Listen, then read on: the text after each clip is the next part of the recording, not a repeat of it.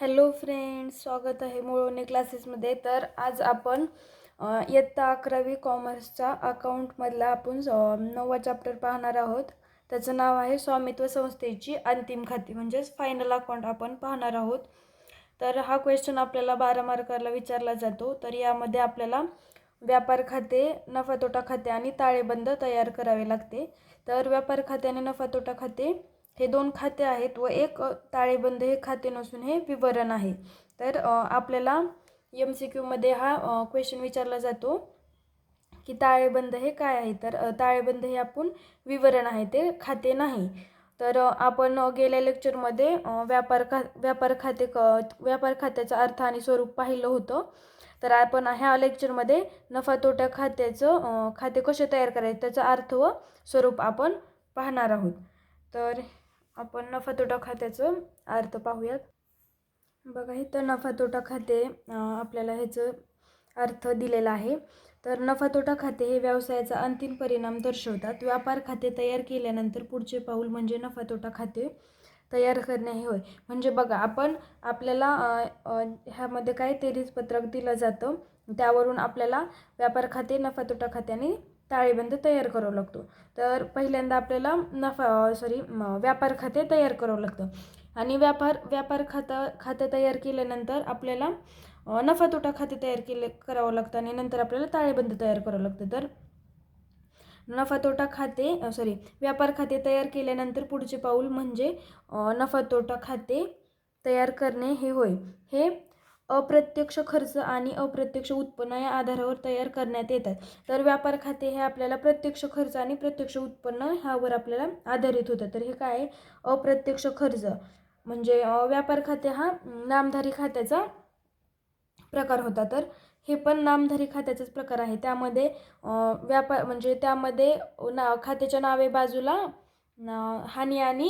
उत्पन्न आणि तर त्या नामधारी खात्यामध्ये नावे बाजूला हे हानी दर्शवली जाते आणि जमा बाजूला उत्पन्न दर्शवले जाते. ते अप्रत्यक्ष खर्च आणि अप्रत्यक्ष उत्पन्न या आधारावर तयार करण्यात येते. नफा तोटा खाते व्यवसायाचा शुद्ध नफा किंवा शुद्ध तोटा दर्शवतात.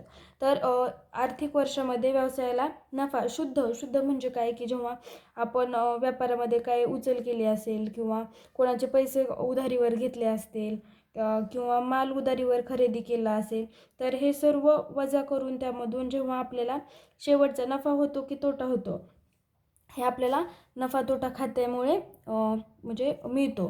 तर नफा तोटा खाते व्यवसायाचा शुद्ध नफा किंवा शुद्ध तोटा दर्शवते. चालू वर्षाशी संबंधित सर्व अप्रत्यक्ष खर्च ज्याचे शोषण करण्यात आले किंवा करायचे आहे ते सर्व नफा तोटा खात्याला नावे केले जातात.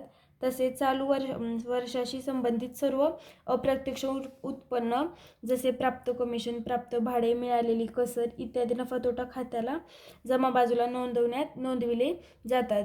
जर नफा तोटा खात्याची जमा बाजूची बेरीज नावे बाजूपेक्षा जास्त असेल तर नफा तोटा खात्यामध्ये जमा शिल्लक असतात निदर्शनास येते, म्हणजे तो शुद्ध नफा होय. मात्र जर नफा तोटा खात्याची नावे बाजूची बेरीज ही जमा बाजूचे बेरजेपेक्षा जास्त असेल तर ती नावे शिल्लक दर्शवते, म्हणजेच तो शुद्ध तोटा होय. शुद्ध नफा तोटा भांडवल खात्याला स्थलांतरित केला जातो. नफा तोटा खाते हे नामधारी खात्याचं खाते आहे. तर बघा, ह्याच्यामध्ये शुद्ध नफा होतो किंवा तोटा होतो हे आपल्याला ताळेबंदामध्ये देयता बाजूला पण भांडवल खाते तयार करतो. तर त्या भांडवल खात्यामध्ये आपल्याला हा स्थलांतरित करावा लागतो. तर ह्याचा आपण अर्थ पाहिला. आता स्वरूप पाहूया. इथं आपल्याला टायटल द्यायचं आहे नफा तोटा खाते 31 मार्च.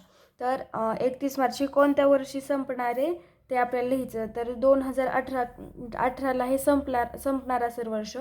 तर 31 मार्च 2018 रोजी संपणाऱ्या वर्षाकरिता. तर ह्याची नावे बाजू, जमा बाजू. तर हे बघा, आपल्याला ह्याचं कॉलम तपशील, रक्कम रुपये, नंतर तपशील, रक्कम रुपये आणि रक्कम रुपये. तर हे आपल्याला असे ह्याचे कॉलम करायचे आहेत आणि हे आहेत आपल्याला काही पदं दिलेले आहेत ते आपल्याला लक्षात ठेवायचे आहेत. तर बघा, व्यापार खातेमधून आपण पाहिलं होतं की ढोबळ तोटा. जर व्यापारी खात्याला ढोबळ तोटा आला तर तो नफा तोटा खात्याच्या नावे बाजूला स्थलांतरित करण्यात येतो. म्हणजेच तो पुढे आणला येतो नफा तोटा खात्याच्या नावे बाजूला आणि त्याची रक्कम ही नेहमी आउटरला लिहिण्यात येते. नंतर आपण ही व्यापार खात्याची नावे बाजू बघत आहोत. तर बघा, नावे बाजूला कोणकोणत्या पदांची आपल्याला नोंद करायची आहे. वेतन आणि मजुरी, भाडे, दर आणि कर, विमा. तर ह्याच्या काय काय म्हणजे काही ह्याचे कॅल्क्युलेशन असेल तर त्याच्या रक्कम आपल्याला इनरला लिहायच्या असतात, नाहीतर ते आपल्याला आउटरला लिहायचं असतं. मग ह्याची विमाची पण आउटरला लिहायची, बँक शुल्कची पण आउटरला लिहायची, कसरची पण आउटरला, अंकेक्षण शुल्क ह्या रक्कम आपल्याला आउटरला डायरेक्ट त्या आउटरला लिहायच्या. जर त्याच्यावर समायोजना असेल तर समायोजनाचे 2 परिणाम होतात. तर आपण ते नंतर पाहणार आहोत. हे आपल्याला लक्षात ठेवायचे. नंतर घसारा. घसारा हा आपण मागच्या चॅप्टरमध्ये पाहिलं होतं की घसारा हा संपत्तीवर आकारला जातो. म्हणजे जी आपली काही स्थिर संपत्ती आहे त्यावर, जमीन व इमारत त्यावर आपण घसारा आकारतो. घसारा म्हणजेच काय, जेव्हा स्थिर संपत्तीच्या किमतीमध्ये हळूहळू जेव्हा घट होते त्यालाच काय म्हणलं जातं, घसारा म्हणलं जातं. तर जमीन व इमारत त्याच्यावर घसारा. तर बघा ही ही जर समायोजन असेल तर बघा इथं त्याची रक्कम इनरला लिहिलेली आहे. आणि नंतर ह्याचं कॅल्क्युलेशन करून नंतर हे आउटरला लिहिलं आहे. संयंत्र आणि यंत्र, तर हे पण काय आपली संपत्ती आहे. उपस्कर म्हणजेच फर्निचर पण ही आपली संपत्ती आहे. नंतर प्रवास खर्च, जाहिरात, छपाई व लेखन सामग्री, व्याज दिले, पुन्हा असामान्य हानी, उदाहरणार्थ आग किंवा चोरीमुळे हानी. नंतर संवेष्टन खर्च. संवेष्टन म्हणजे काय की जेव्हा आपण पॅकिंग करतो तर त्यासाठी जो आपल्याला खर्च येतो त्याला संवेष्टन खर्च असे म्हणतात. वर्तन, संशयित बुडीत कर्ज निधी. तर जेव्हा आपण जेव्हा हे देतो, कर्ज देतो, तर ते म्हणजे पुढच्याला जेव्हा आपण काही रक्कम देतो तर त्यांनी जे दिलीच नाही तर ती आपल्याला इथे हे करायचे असते. जुने बुडीत कर्ज, पुन्हा त्यामध्ये आपल्याला अधिक नवीन बुडीत कर्ज, अधिक नवीन बुडीत व संशयित कर्ज. संशयित बुडीत म्हणजे की ज्याची खात्री आहे आपल्याला की हे आपल्याला 100% भेटणारच नाही. आणि जेव्हा संशयित म्हणजे काय की जेव्हा तो म्हणेल की मी देतो, आज नाही उद्या देतो, मी नंतर देतो, मग जो तो टाळत असतो किंवा आपल्याला बोलण्यासाठी टाळत असतो, तर आपल्याला वाटतं ना की हा देईल किंवा नाही. आपल्या मनामध्ये जेव्हा संशय निर्माण होतो त्याला संशयित कर्जनिधी असे म्हणतात. वजा जुना बुडीत कर्जनिधी. मग हे जी सगळ्याची आपल्याला बेरीज वजाबाकी करून जी रक्कम येते ती आपल्याला आउटरला लिहायची असते. संपत्ती विक्रीवर तोटा आणि शुद्ध नफा. तर बघा आपण पाहिलं होतं ह्याच्या अर्थमध्ये की शुद्ध नफा किंवा तोटा आला तर तो भांडवल खात्याला स्थलांतरित केला जातो. तर ही आपली झाली नफा तोटा खात्याची नावे बाजू. तर हे सगळे पद आपल्याला लक्षात ठेवायचे आहेत. हे पद आपल्याला 23 पत्रकामध्ये नावे बाजूला दिले जातील. तर 23 पत्रकामध्ये बघा नावे बाजूला आपल्याला व्यापार खात्याच्या नावे बाजूचे, नफा तोटा खात्याच्या नावे बाजूचे आणि जेव्हा आपण आता ताळेबंद आपण पुढे पाहणार आहोत तर त्यामध्ये संपत्ती बाजूचे पद आपल्याला 23 पत्रकामध्ये नावे बाजूला दिले जातील. तर ते खालीवरी कुठं पण हे पद आपल्याला दिले जाते ते आपल्याला हुडकून जेव्हा आपण नफा तोटा खाते, व्यापार खाते तयार करतो तेव्हा ते आपल्याला नावे बाजूचे असतील तर नावे बाजूला लिहायचे आणि ते ओळखून आपल्याला जमा बाजूलाही लिहायचे आहे. त्यामुळे आपल्याला हे सर्व पदे लक्षात ठेवायचे आहेत. तर बघा नफा तोटा खात्याची आता जमा बाजू, तर तेच कॉलम आहेत तपशील, रक्कम रुपये आणि रक्कम रुपये. तर ढोबळ नफा हा आपण व्यापार खात्यामधून आणत असतो. तर हा ढोबळ नफा पुढे आणला. प्राप्त भाडे, तर ह्याची रक्कम सगळ्या आपल्याला आउटरला रक्कम लिहायची आहेत.